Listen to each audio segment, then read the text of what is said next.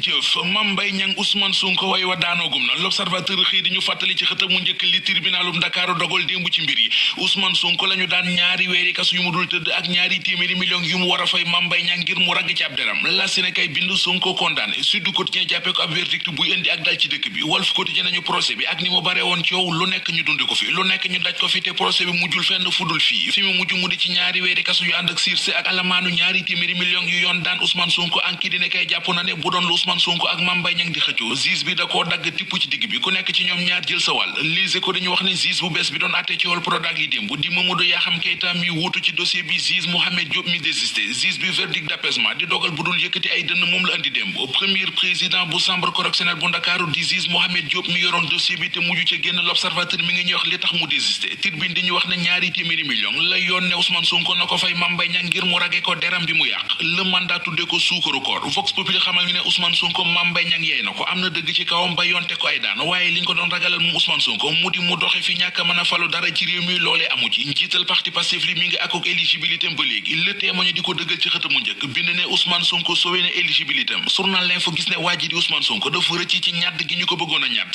l'observateur jëlaat kàddu gi ba dañu wax ne donte àtte bi tribunal àtte démb xañu ko éligibilité moom Ousmane Sonko taxaw gu ko génn ci mbali gi ba léegi ay mbiram njaw mi ngi ci desandew xam bi ndax procureur bi bëggoon ñu daan Ousmane Sonko ñaari ati kaso tegal ko ci ab mandat d'arrêt procureur bi àndul ci li juge bi mujjee dogal ci mbiri Prodac yi ba tax na fas na yéene def ab appel te appel bi wóorul ci Ousmane Sonko ndax mën na koo jural lu nekk mën nañoo confirmer peine bi mën nañoo wàññi peine bi waaye it mën nañu ko yokk source ne ko te sax dëddul benn appel ñaari appel la ne bu weesoo appel bi procureur def partie civile bi mu di Mame Mbaye Niang ak ñu ñu àndal ñoom it fas nañu yéene def appel ndax nee nañu ndàmpaayil dafa tuuti alamaan bopp ñaari téeméeri millions la ñu bëgg Le Quotidien nañu Ousmane Sonko ci sursis ca la nekk ne bu génnee ci coowal Prodac li te coowal mbës mi di massage am ak Adji Sarr mi ngi koy xaar Direct News moom li ko yëm ci mbir yi moo di lu tax ci même affaire bi même justice bi daanoon ci yéenekaay bii di L'As 6 mois avec sursis loolee 5 mars 2020 la woon tey jii ñu daan ci Ousmane Sonko 2 mois avec sursis mbir yi mel ne Sonko am nday ak L'As ñàkk nday ñaawteef moo naroon am ci université Cheikh Anta Diop bu Ndakaaru ubbil Source A lise ko mbaa l'Observateur service de sécurité bu COUD centre des œuvres universitaires bu Ndakaaru yéenekaay yi nee nañu ñoo saisir ay mbuus yu bari yu defoon ay cocktail molotov ba festel Source A nañu mbuusi cocktail molotov yooyu ñu ko dugal ca campus ba ci miir ba ci lañu ko jël lise ko nañu du woon rek ay cocktail molotov amoon na ay masque à gaz l'Observateur nañu pensionnaire yu campus social bu université Cheikh Anta Diop bu Ndakaaru nañu sant bu baax a baax Ahmed Tidiane Cissé Kaba ak gaayam yi mu àndal mu di service de sécurité bu université ba xamuñu nag kan wala ñan ñoo dugal cocktail molotov yeeg masque à gaz yi ci université ba waaye porte nañu plainte contre X ci police bu Point